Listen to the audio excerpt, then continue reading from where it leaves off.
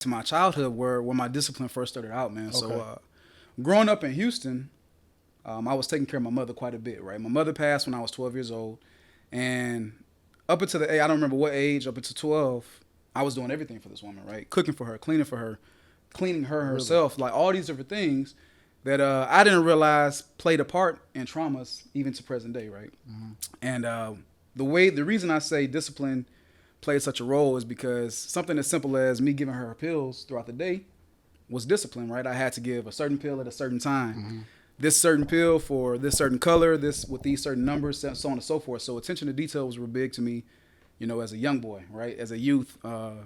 And it absolutely was pivotal in my healing process, present day. Welcome back to the Abundant Behavior Podcast. I'm your host, Ali Banks, and today I definitely have a very special guest with me. This is not only like a mentor to me, but it's definitely like a brother. We've been in business together. We have. Worked out together. We have. We challenge each other. Facts. So it's always been that synergy between us. Today is on healing. And he's definitely somebody in that area of discipline and healing that when I hear healing, this is definitely somebody I think of. I appreciate that. You know what I'm saying? But I don't want to take up too much of the floor. I'm going to definitely let him tell us who he is, a little bit about what he does, and just a little bit where he's from, just a little bit about himself. Okay, my good friend, Steven Hickman. Appreciate it, man. Appreciate it. First off, Ali, man, I want to say, man, thank you for having me, bro. Man. I've watched your growth through the years, man. We've known each other for a few years now, right around 3 or 4 years now. Mm-hmm. And God has really just elevated you in so many ways, man. And from one black man to another, man, I appreciate you, bro. Man, I appreciate you, bro. Yeah, seriously, you're doing big things, and Thank I see so many great things in your future, man. You too, bro. Thank you. Absolutely, man. So, like Ali said, my name is Steve. Born and raised Houston, Texas, and I'm the founder and creator of a platform called Healing with Steve, man. And what we talk about is it's a transformative platform for men where we talk about the tough subjects, man. We talk about healing and some of the things that we as men go through.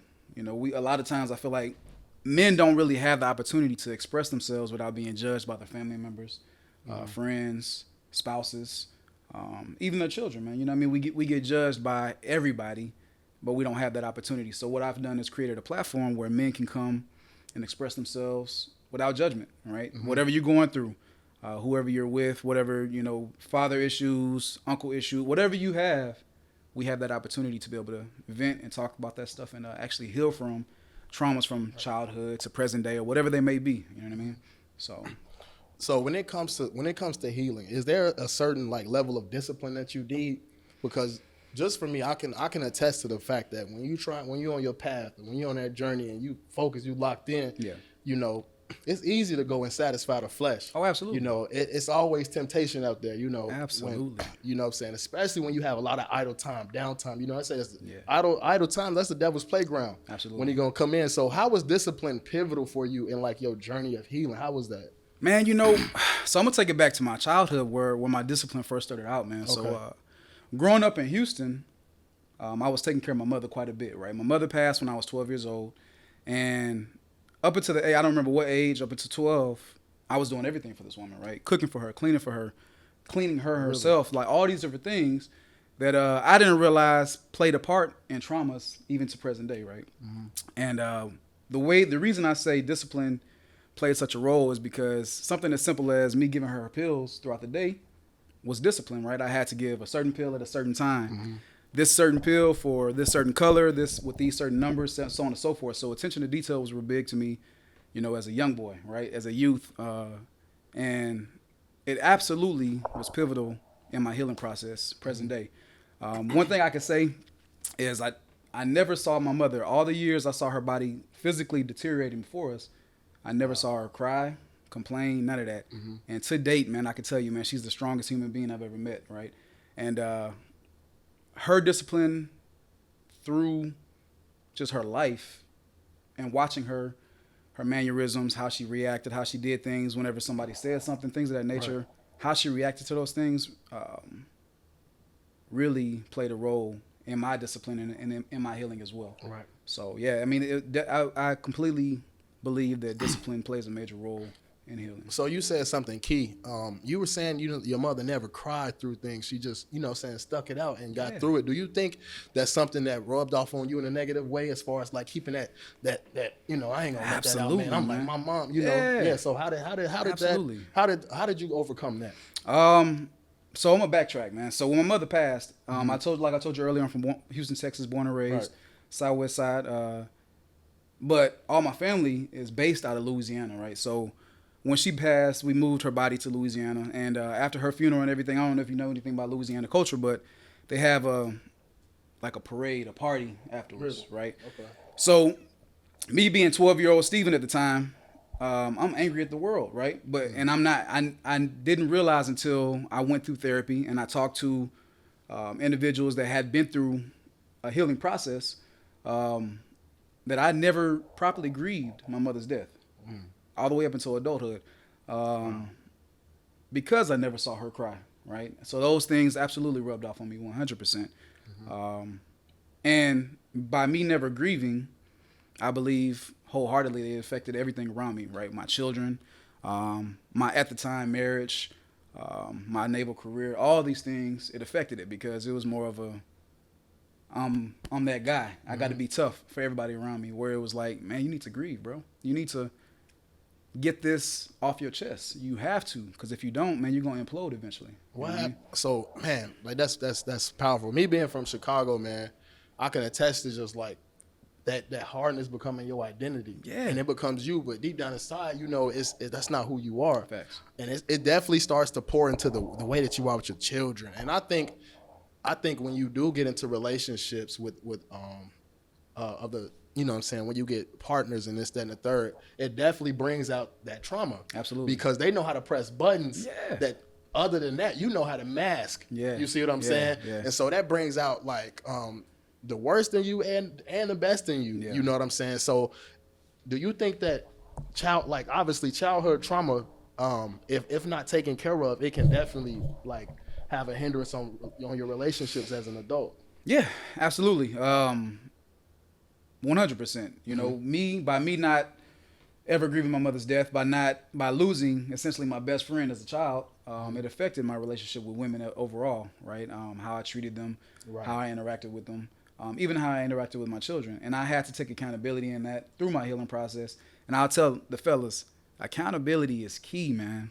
If you're not taking accountability for yourself, man, right, there's no healing process, right? Whatever you may do through your relationship or through your career or whatever, how you interact with individuals, you can't change what somebody else does, but you can always adjust and change your interactions with that individual, right? So taking the time and taking accountability for yourself and saying, okay, these are the areas I need to heal in, these are the areas that I need to address, is major for sure.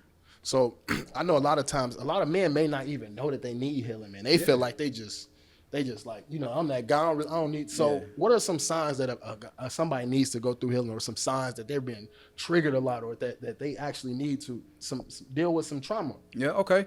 For me, what I've noticed in myself and noticing in some of my clients is, first off, I believe that everybody has trauma. I don't care who you are. You can have the 2-parent household with the white picket fence and the dog and everything else above, right?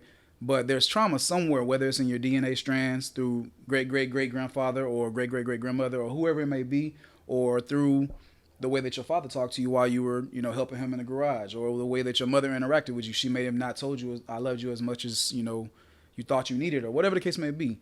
I don't know if you've ever heard the story about, the two twins that had the same father, but they both had different interactions with him. Mm-hmm. Same thing applies. Like, one was a banker and one was a con artist. And right. I think that everybody has trauma, man, no matter who you may be.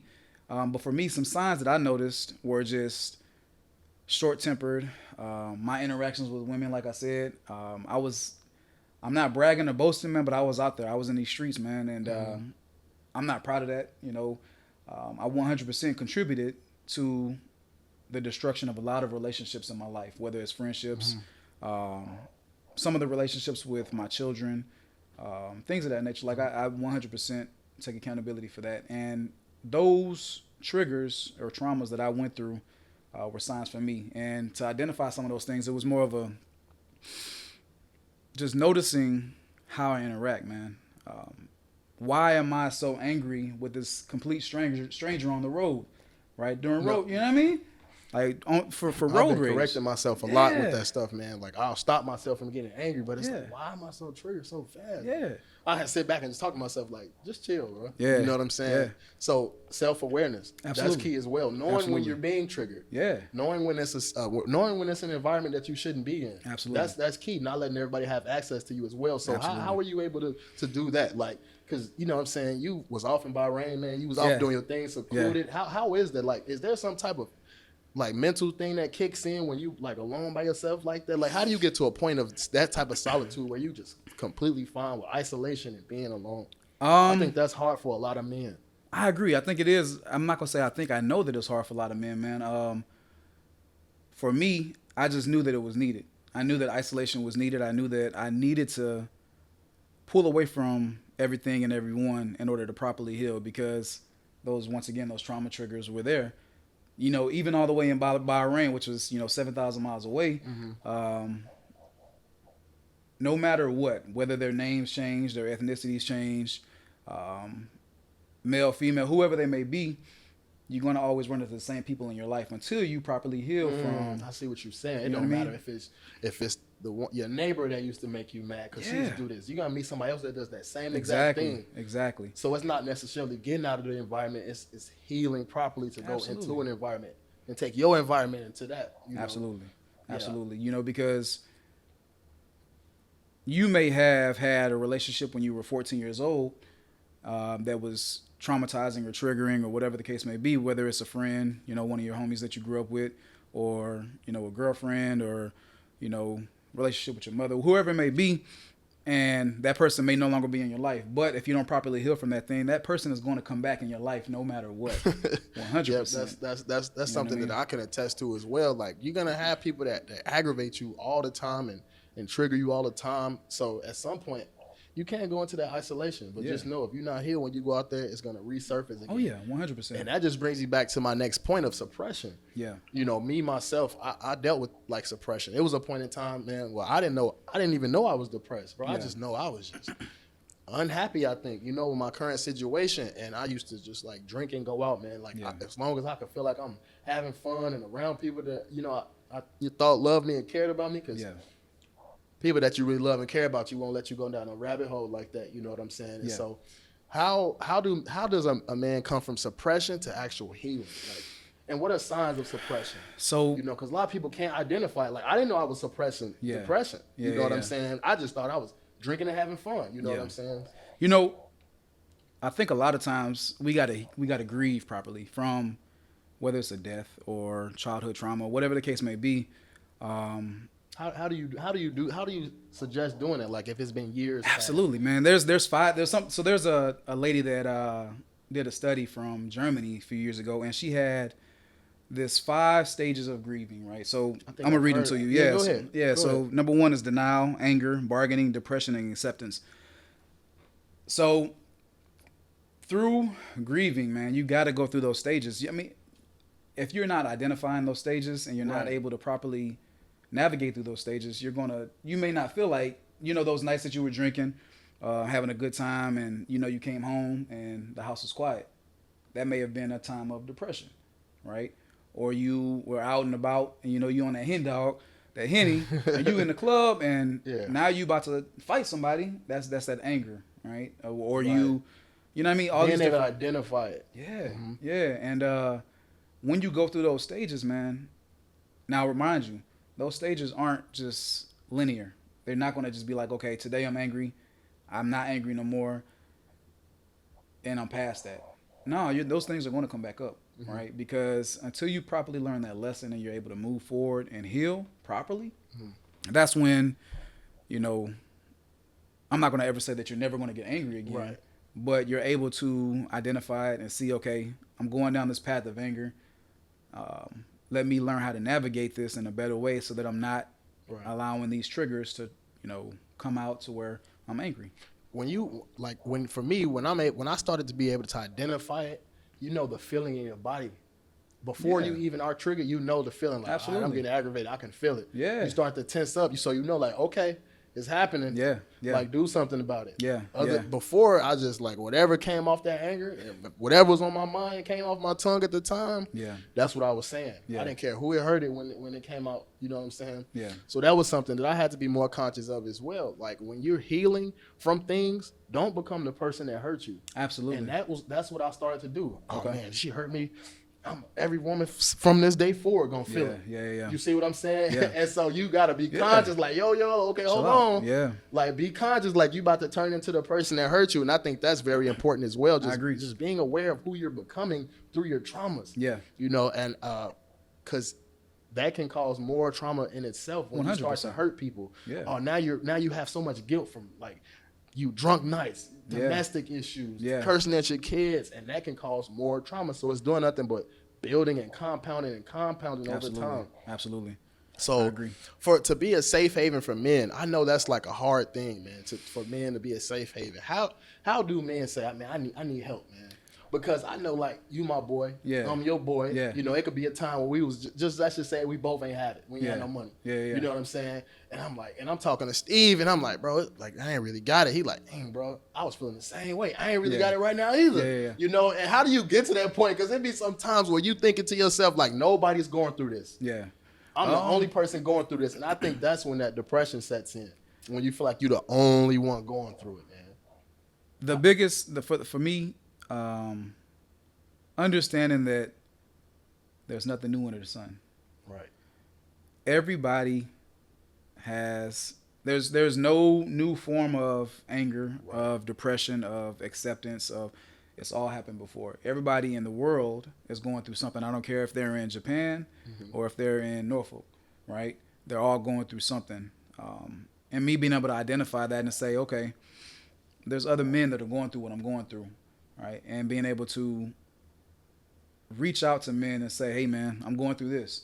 It was a tough spot for me to be able to even trust that, have the opportunity and the ability to be able to trust another man to say, man, hey, bro, I'm going through it, man. Right.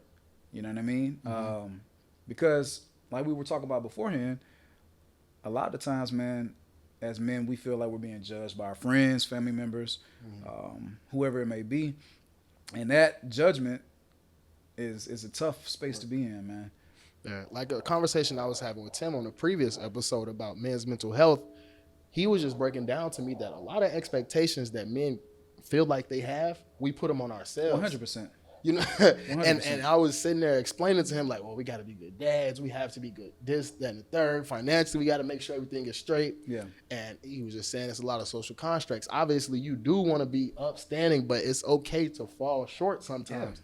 Yeah. You know, I needed to hear that because as a man, you feel like you have to be on 10 toes 7 days a week, 365 every day. And that's where that mental health is like, all right, got them kids in there, got my wife in there. Yeah. I ain't got it on the bills this month. Yeah. What am I going to do? You know what I'm saying? Yeah. And that right there, all right, I'm about to go outside the house and seek for this happiness right now real quick. Yep. You know? Yep. And instead of going your own boys and being more like, you know what I'm saying, doing it the proper way, that's the easiest way to do it. Yeah. 100%. So I think it can get difficult, man, because I've been in a situation where you just don't, like you said, it's the judgment. You don't want to be judged. You don't want people to think, like, oh, he ain't got it. He ain't standing on business. What type of man are you? Yeah. You know what I'm saying? Yeah. But a lot of that, too, like I tell people, man, when people are projecting, that's just like I got more comfortable with people saying things about me because I just knew they're just letting me know how they are as a person. Absolutely. Once you know that, you'll be more comfortable with opening up to people because how they come at you, you're just like, oh, whoa, like, I see where this is going right now. You know what I'm saying? I felt like I can confide in you, but I see that I can't. But you just have to put it out there, knowing that even if you put yourself out there, like, you just have to put yourself out there. Absolutely. And I'm trying to force myself into that. Just getting better, like you said, being out on the road, man, and somebody cut you off low key, and you just like, oh, why? Like, I'm about to. I'm gonna tell you, man, driving in Bahrain while I was out there for this last deployment, man. Right. They wild.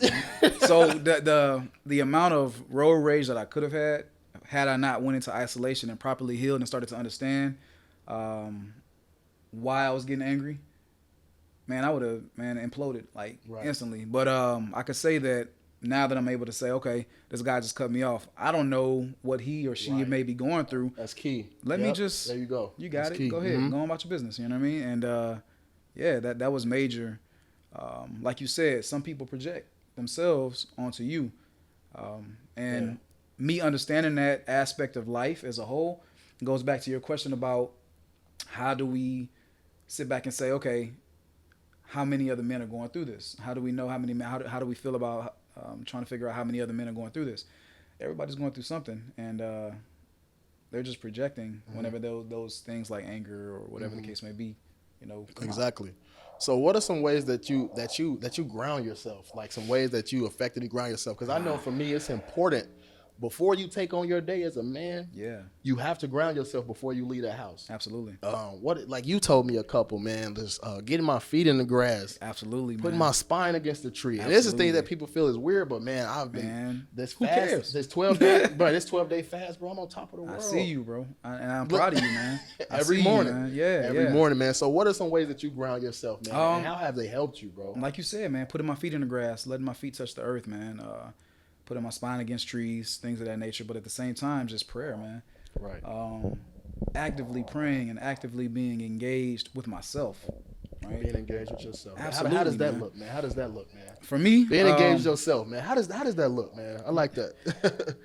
Spending spending more time than I would with other individuals with myself, man. Even if I'm at work, I can be at work, doing whatever. I'll take a moment, step outside, and say, all right, this is your you time. What is going on with you? What are you feeling in this moment? And how are you feeling in this moment? In order to just navigate through that day, man. Spending a lot of time to yourself, man. And going within, figuring out, okay, once again, going back to traumas, if somebody says something at work or something happens at work or whatever the case may be, or throughout your day, going back and saying, okay, 7-year-old Steven, what are you feeling in this moment? Because this is an emotion that you're not used to. Why is this coming up right now? Right? And telling 7-year-old Steven or 8-year-old or 10-year-old or whatever year old Steven, all right, hey man, I got you. I understand how you're feeling, and we're going to make it through this. You know what I mean? To me, that's big, because so many times we don't really talk about childhood traumas, man. We don't talk about the things that we went through as a kid, and we just suppress them like we were talking about, and we don't identify them properly. So, you know what I mean? So that's key, man. I think every man listening to this should do what he said. Go on your phone right now. If you listen to this, go on your phone right now. Set an alarm every day for a time where you just go, what you feeling right now? Absolutely. Man, because I feel like that's something that you forget throughout your day. You worried about everybody else, and you forget, like, man, how you feeling right now? Like, why are you so anxious right now? What are you feeling? Is this something to do with, what is it? Absolutely. Because the way that we react a lot of times isn't how we feeling at the moment. It's something that happened yesterday. Absolutely. Or even we're thinking about something that's going to happen tomorrow. Right. Yeah. Man. Oh, that's key. Just meditation, man. Absolutely. Putting yourself in the now. I meditate, boy. Get your spine on that tree. Close your eyes. I'm gonna tell you guys something. I was out there with my spine on that tree, with my feet in the grass, praying, and the leaves started to rustle in the trees. I'm telling you. Right? Yeah. I stopped to look up. The trees stopped. I closed my eyes, started praying again. They started doing it again. Absolutely. And it freaked me out. Yeah. I was like, yo, this different. You see what I'm saying? Yeah. Hey, he connecting with you. Absolutely. And people say all the time, I don't know why you guys wear the crystals. Everybody has their vices. Yeah. What I've been doing for me has been great, man. I'm on cloud nine. I'm always smiling now. You know what I'm saying? Man. I'm happy. You know what I'm saying? And it's dope. That's why you have to, that's another thing, guys. You have to, it's the proximity. You have to keep guys around you like Steve, me, you know what I'm saying? Keep guys around you who are doing what you want to do, because if you have a bunch of guys around you who are telling you, bro, man, man, cheer up, man. Drink this Hennessy, man. Come on, let's go out, man. Come on, man. What you doing? You ain't acting like yourself. What you doing? Yeah. Those are the people that you need to stay away from when it's time to heal, And even if you have to make your own private tribe, like get on YouTube, find distant mentors. Yeah. Like it's a lot of people on social media have helped me through a lot. Eric Thomas, he don't know me at all. Yeah. But that's a guy that has helped me. You have to actively seek for it. Absolutely. You know what I'm saying? Absolutely. I was in the barbershop yesterday, man, and was talking to my barber, man. We were just, just general conversation, and we were talking about proximity. And That's key, man. Like you were saying, like, so there was I can't remember the author, man. I was reading a book. One of my mentors, me and one of my mentors went on a walk one day, and this is my life. This is what I'm talking about. But I'll get back to the book. He's about, I think, 6'4", older gentleman, right? And I'm thinking I can keep up with this guy. Like, you know, he's older than me. You know, he's 60 something, but he was striding me, man. Right? Like I'm 5'9", average American height. Right. You know, people try to call me short. Average American height. Yeah. Everybody watching average American height. Average American height. But you know, he's 6'4", so he was leaving me behind, right? But I noticed that my pace, I was keeping up with him because I was in proximity with this gentleman, right? Had I been with my son, who's you wouldn't have pushed yourself. Absolutely, the proximity is everything. Sidney Poitier, that's who was. He wrote a book, amazing book, man. I can't remember the name. I mean, the name of the book off the top of my head, but he was just talking about proximity, man, and that brought back to my memory the walk with my mentor, man, and if me and you were walking with Tim. I think Tim is what, 6'3", 6'4", something like that, 6'2", somewhere in there. 6 foot, I'm not sure. Naturally, he's gonna be faster than us with pace wise, physically, but naturally we're gonna keep up, right? I don't know. I think you what, 6 foot? Are you me? 5'9". 5'9". Average male height. Look, let's go. You know, let's go. Hey, let's go. That's why I'm average male height. You know what I'm saying? Yeah, but yeah, man. But yeah, proximity is everything, man. 100%. For sure. Man, when it comes to marriage, man, and you know, we want to touch on that a little bit because there's a lot of guys out there that's probably dealing with divorce. Yeah. You know, maybe they're in a situation where they want to walk away, but they're just afraid, man. You have kids, you build a foundation. So originally, man, you know, and you know what I'm saying, let me know if I'm touching on something. No, you good. You know what I'm saying? Okay. Let's go. Yeah, so when you get to that point, man, how does that feel? And that battle with yourself in the beginning, man, how do you deal with that, bro? And how do you separate if this is what I'm feeling or if this is just an emotion I'm feeling at the moment? In all honesty, man, I had been battling with those emotions for a while, right? And I think a lot of men do in the dark, man. Absolutely. Me, I wasn't married, but those are some emotions that I dealt with as well, just in a, you know what I'm saying, in a relationship. Absolutely, so man. For me, it was all about proximity, man. I knew men that had been married for 40, 50, 60 years, and they were just giving me their stories about their happiness. And I'm like, I cannot identify with none of what you're saying. Like, I'm honestly not happy. You know, I'm not bashing my children's mother or anything of that nature. I'm taking my accountability. Yeah, for sure. But I wasn't happy in that moment. I wasn't happy in the relationship. And for me, making the decision to file for divorce, for me to physically go to find an attorney, file for divorce, things of that nature, it was a difficult decision. But I understood that it was healing, back to healing for me, for my children, etc. Right? Because the relationship was ultimately damaging to everybody involved, whether my kids, me, her, everybody. Right? It wasn't a healthy environment for nobody, and I had to properly heal. But part of that healing was separation.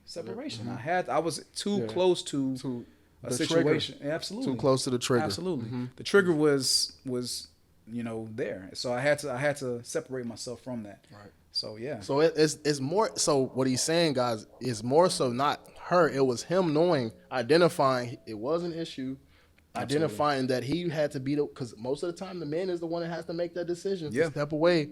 But he knew he would never heal if he didn't step away. Absolutely. And ultimately it would do more damage to the kids than good because now they're seeing that there's no real love in this house at all.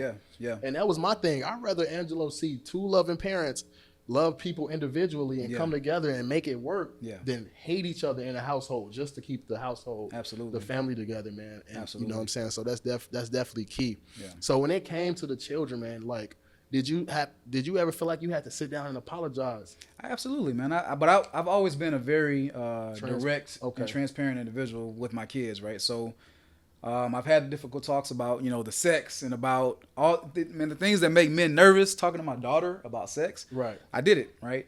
But talking to my daughter and my son about what I did when my wrongdoings, the things that I take accountability for, just being very direct with them and telling them, hey, this is what Dad did. I apologize to you for how it affected you. I love you. I'm here for you no matter what. And I support you through whatever you go through in life. I'm here for you. I don't want you to feel as if by me and your mother getting a divorce, I'm leaving you guys, because I'm not. But yeah, 100%. I was just very transparent with them. I was just very open with them. Didn't try to hide nothing, man. Right. You know what I Just mean? be transparent and just be upfront with your kids. Absolutely. That's super important. It's uncomfortable. It's hard, man. Yeah. And I'm gonna tell you. For me, I just share with you. You know what I'm saying? My situation, man. This is when I knew I had to do some more growing up, man. You know, I broke up with her, broke up with my son's mother, and my ego. I don't know, man. Better be around you. But I matured from that, and she finally got a boyfriend. But my son's coming over talking about him. Yeah. You know what I'm saying? And that was a trigger for me. You know what I'm saying? Yeah, But I had to ask myself, like, are you falling short in any area? And so it was a reevaluation. Like, okay, cool.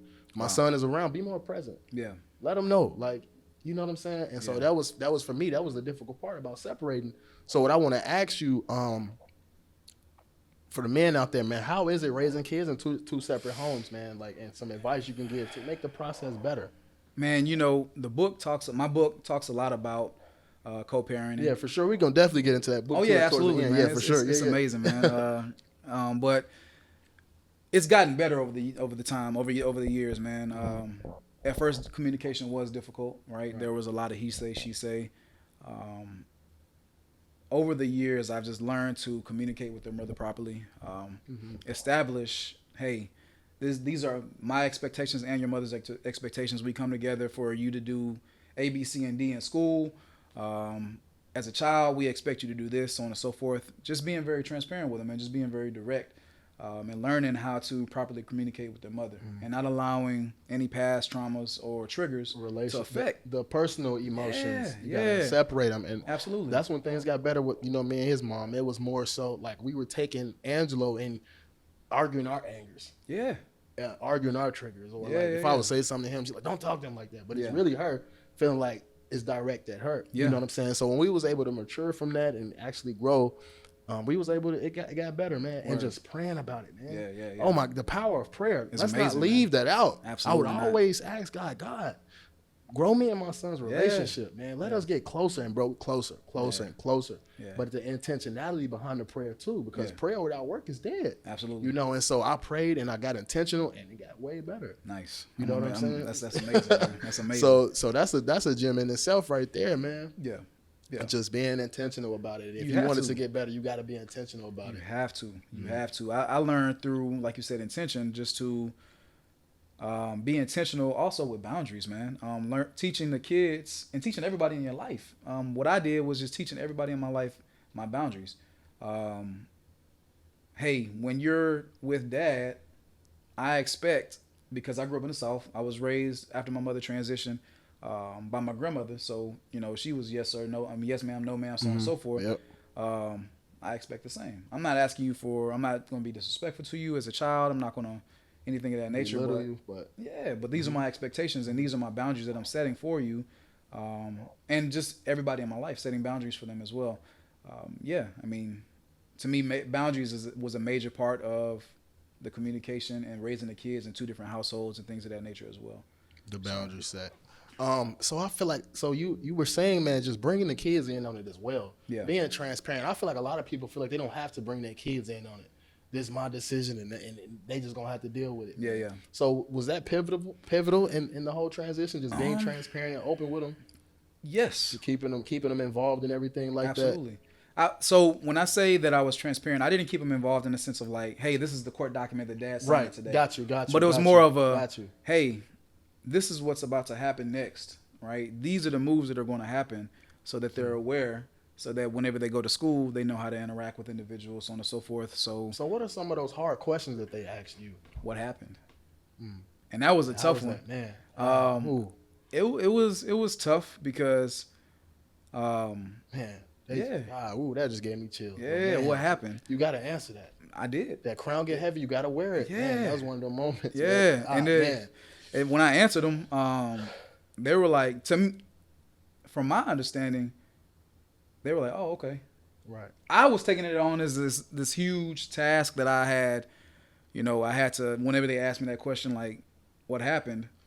oh damn, like this is about to be the end of the world. But they were like, Right. as kids, they're like, oh okay, and they went back to doing what they were doing as kids, man. Like Right. I think that we don't understand that as adults, how we forgot how resilient we were as kids, right?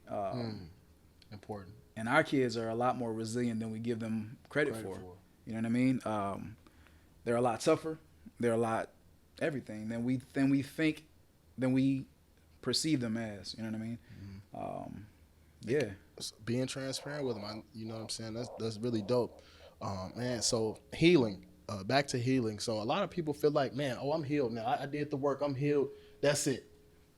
How you feel about that? Is this an everyday grind, an everyday process? Somebody like, I don't want, you want me to get up, Steve, every day and go hug the tree? Yes. You want me to get up every day, Steve, and go walk in the grass? Man. Absolutely. Every day I gotta pray? Every day. Man, this is, healing is a process, yeah, bro. Man. It's like that, consistency. Yeah. And I think it get like that for me too. 2 weeks, I'm good. Well, I feel great. And then you start to go back. You like, what's wrong? Yeah.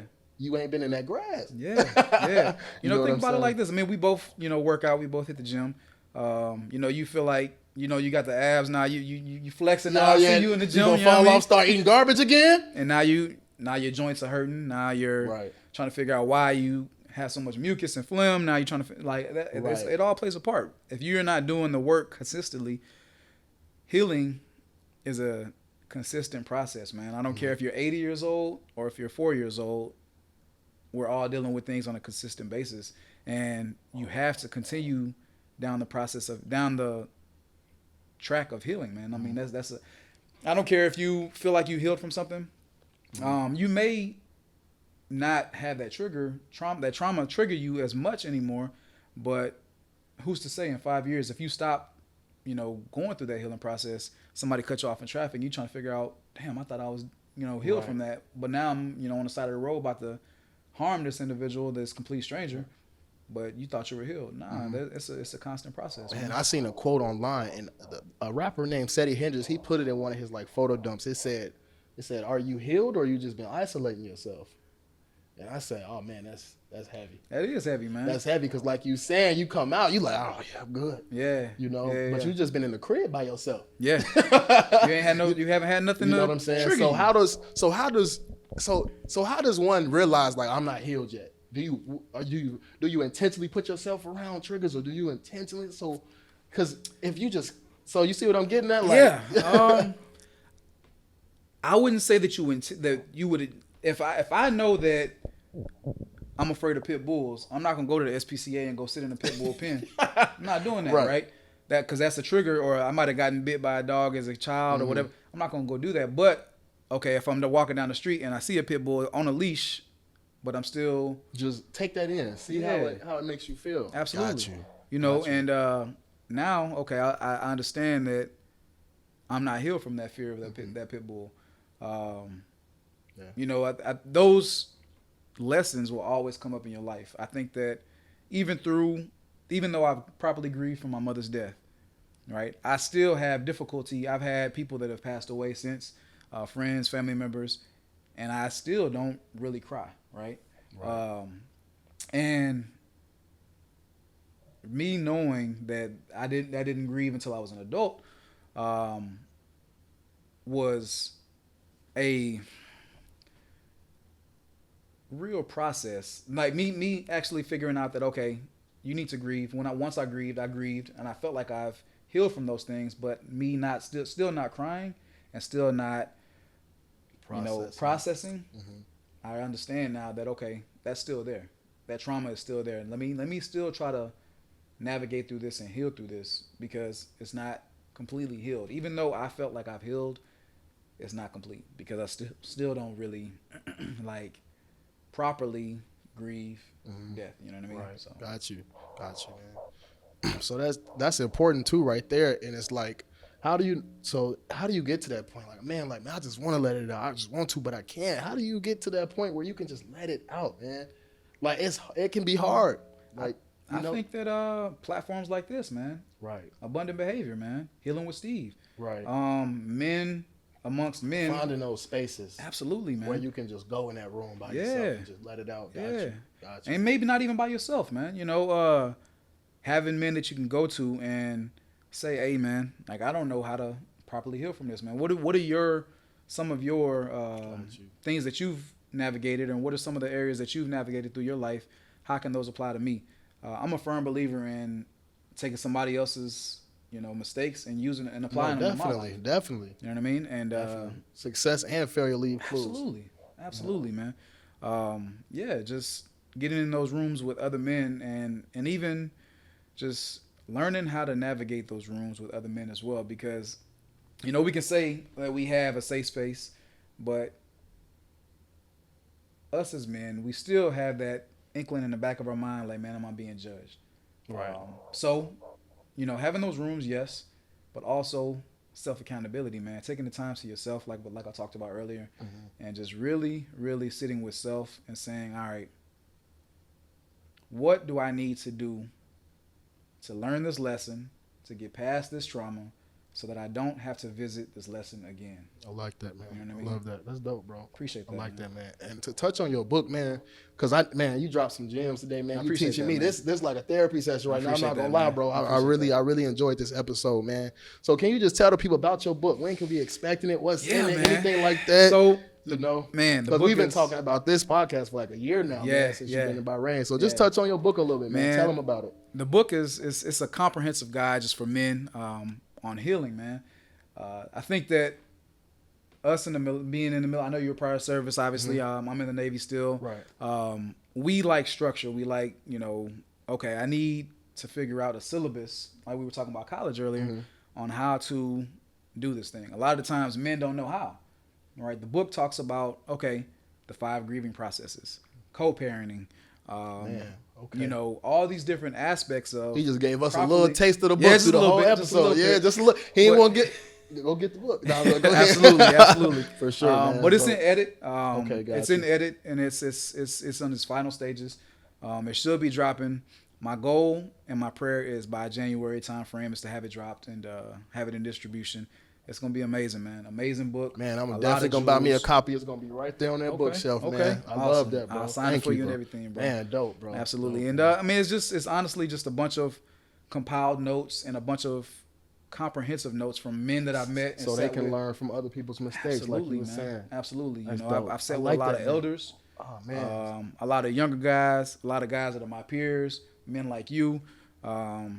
I've talked to my son, talked to some of his friends about their healing processes. What are you going through, son? How are you feeling? You can relate to every type of Absolutely, man. Gotcha. Absolutely. Ladies, get your book. Get this book for your men in your life, your boys, whoever it may be. This book is needed. This is something. What's the name of it? Men's Healing to Guide After Divorce. And then